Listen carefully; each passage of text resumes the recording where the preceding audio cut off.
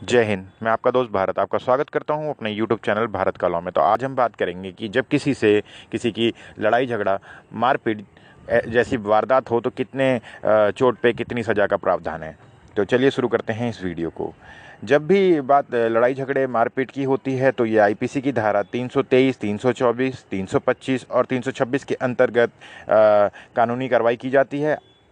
उस पर एफआईआर किया जाता है इन धाराओं के अंतर्गत। तो पहले हम बात करते हैं 323 के बारे में।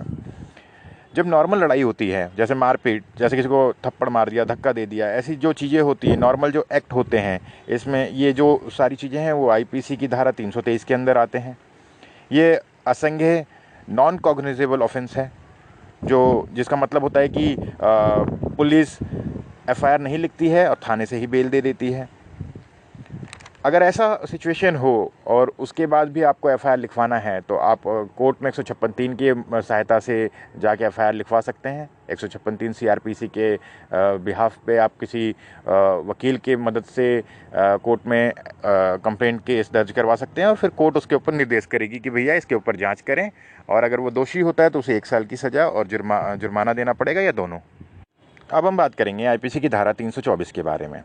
मारपीट में जब घातक हथियार का यूज़ करते हैं, जिससे कि कोई जख्मी हो जाता है, या फिर जो ये हथियार का इस्तेमाल कर रहा है उसे ये बात पता होती है कि जब इस हथियार का उपयोग मैं करूँगा तो इससे किसी की जान जा सकती है या किसी को चोट लग सकता है, ऐसे में ये 324 के अंतर्गत आता है। अब मैं आपको कुछ इसको एक्सप्लेन कर देता हूँ।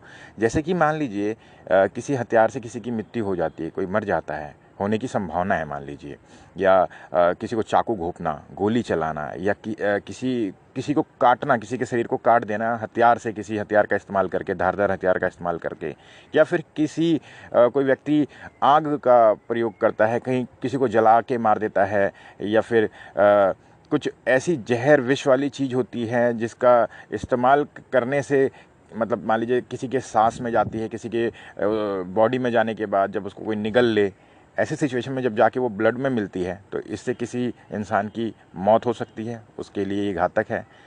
या फिर किसी जानवर, कोई भी एनिमल हो जिससे किसी व्यक्ति को नुकसान पहुंच सकता है, किसी को घातक चोट पहुंच सकता है, ये जानते हुए कोई व्यक्ति उसके ऊपर कोई जानवर छोड़ता है कि उसके ऊपर हमला हो, उसे चोट लगे, तो ऐसे सिचुएशन में भी 324 के अंतर्गत जो एफआईआर लिखा जाता है। इसमें पुलिस के पास पावर होती है कि वो इसमें एफआईआर लिख सकता है, डायरेक्ट अरेस्ट कर सकता है। इसमें 3 साल की सज़ा और जुर्माने का प्रावधान है, या दोनों। अब हम बात करते हैं आईपीसी की धारा 325 के बारे में।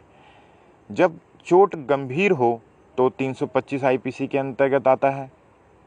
ये संज्ञेय अपराध है, कॉग्निजेबल ऑफेंस है, पर ये बेलेबल ऑफेंस है। इसमें ये है तो कॉग्निजेबल, मतलब संज्ञेय अपराध है, लेकिन इसमें बेल वो चाहे तो पुलिस चाहे तो बेल इसमें थाने से ही दे सकती है। इसमें 7 साल की सज़ा और जुर्माने का प्रावधान है, या दोनों। अब हम बात करते हैं आईपीसी की धारा 326 के बारे में। जब कोई आरोपी किसी दूसरे व्यक्ति को गंभीर रूप से जख्मी कर देता है, जैसे कि किसी व्यक्ति को मान लीजिए चाकू मार देता है, किसी के शरीर को ऐसे वो क्षति पहुंचाता है जिससे वो उसकी हड्डियां टूट जाती हैं, उसके शरीर में कुछ ऐसी चीज़ें कर देता है जिससे उसके अंग खराब हो जाते हैं, या अंग काट देता है, उसके शरीर के कोई पार्ट काट देता है जिससे, और अलग अलग कर देता है मान लीजिए, तो ऐसे अपराध में 326 आईपीसी के अंतर्गत एफआईआर दर्ज किया जाता है। ये संज्ञेय अपराध है। इसमें 10 साल की सज़ा प्लस जुर्माने का प्रावधान है, या दोनों।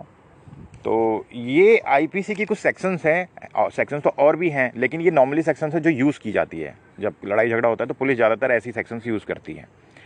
अब करना ये है आपको कि इसमें सबसे बड़ा जो रोल होता है वो होता है एमएलसी का। एमएलसी किसी भी, मतलब जहाँ भी कंप्लेंट करते हैं, मान लीजिए लड़ाई हुई, आपने 100 नंबर पे कॉल किया, या जाके थाने में आपने ऑरली या फिर रिटर्न में एप्लीकेशन दिया, उसके बाद पुलिस खुद ले जाती है आपको, आपकी जांच कराती है, जिससे पता चलता है आपकी चोट कितनी गंभीर है, उसके अकॉर्डिंगली वो उतना सज़ा देती है। सेम ये दूसरे के साइड भी है। कोई आपके ऊपर झूठा इल्ज़ाम लगा रहा है, मान लीजिए आपने थप्पड़ मारा और बोल रहा है आपने पैर तोड़ दिया, तो आप डिमांड कीजिए कि वो जाए और अपनी एमएलसी कराए, पुलिस ले जाए उसको, जिससे पता चले कि हाँ जी उसको चोट कितनी आई है। तो ये थी मेरी आज की वीडियो। आई होप आपको पसंद आई होगी। जय हिंद,